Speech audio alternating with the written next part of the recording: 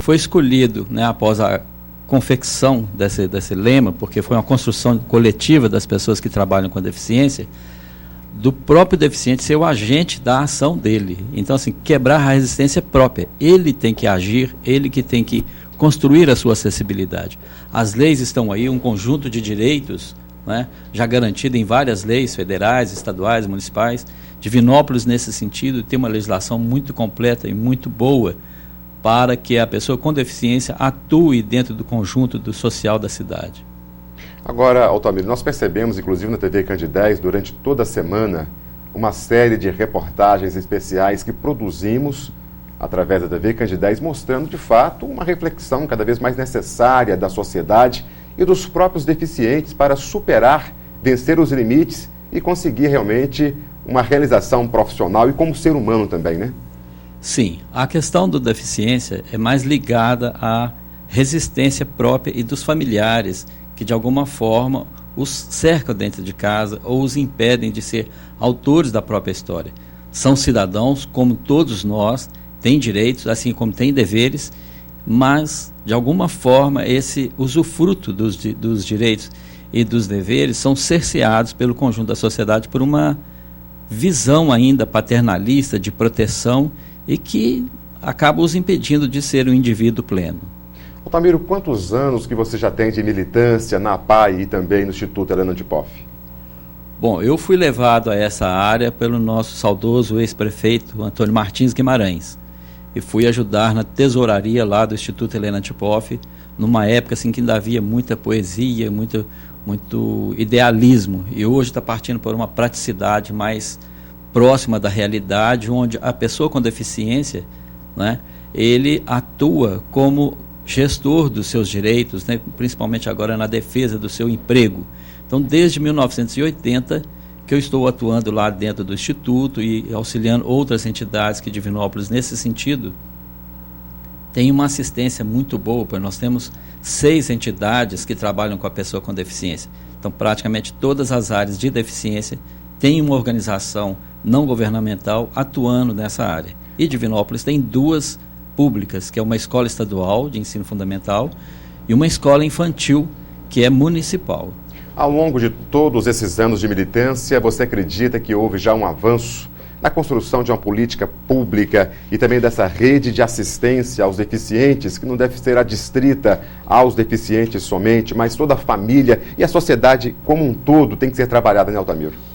Sim, para a pessoa com deficiência, Divinópolis tem evoluído e sido exemplo em muitas cidades.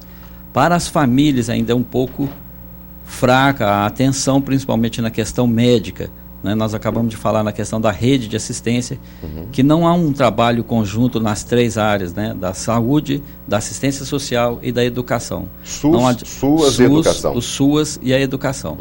O SUAS mudou, né, daquela visão paternalista e partindo agora de uma promoção da pessoa, para que ele seja agente da sua história, e mudando o foco da atenção do indivíduo para a atenção da família. Então, o SUAS é o primeiro a visitar essa questão da família e não do indivíduo. Mas o SUS ainda é muito preso ao indivíduo e o programa de saúde da família, ainda é uma coisa assim embrionária e que ainda não está assim, muito bem sedimentada na própria visão da população, que não procura o médico do posto de saúde na saúde da família. Ele quer vir o técnico, quer vir a policlínica, e isso tem gerado muita dificuldade para o próprio sistema de saúde. Agora, a questão da inserção social do deficiente através dos esportes, nós temos aí as imagens dos esportes, os cadeirantes praticando basquete, e a questão também da empregabilidade, Altamiro. Qual que é a sua avaliação sobre esses 2 quesitos? O esporte, ele tem sido usado para poder gerar a satisfação do indivíduo. Por ser uma atividade que gera muita alegria e muita satisfação e o resultado é muito rápido, né? O esporte é o que tem sido usado primeiro na produção de satisfação. Agora, na questão da família, isso está mais difícil porque a família tem muita resistência ainda a sair de casa com esse indivíduo. Qual que é a sua avaliação sobre a autodefensoria? A autodefensoria é um princípio que vem sido criado já dentro da Federação Nacional das APAES, nesse sentido de que é o próprio cidadão deficiente que vai lutar pelos seus direitos. Não é uma questão de um conjunto de pessoas ou organizações a levar essa pessoa gratuitamente aos direitos dele, mas é ele que tem que entender os seus direitos e atuar como cidadão pleno na defesa dos seus direitos. Altamiro, os nossos microfones estão à sua disposição para suas considerações finais acerca da Semana do Deficiente, toda a programação que transcorreu e ainda continua, e mais do que isto, as medidas necessárias para que a sociedade seja cada vez mais sensibilizada acerca da necessidade que existe de todos nós ampararmos, facilitarmos e trabalharmos para a completa e absoluta inserção, inclusão social dos deficientes, Altamiro. A questão da rede é o que é a coisa mais séria que precisa ser construído dentro da cidade. Essa questão da saúde, da educação e da assistência social.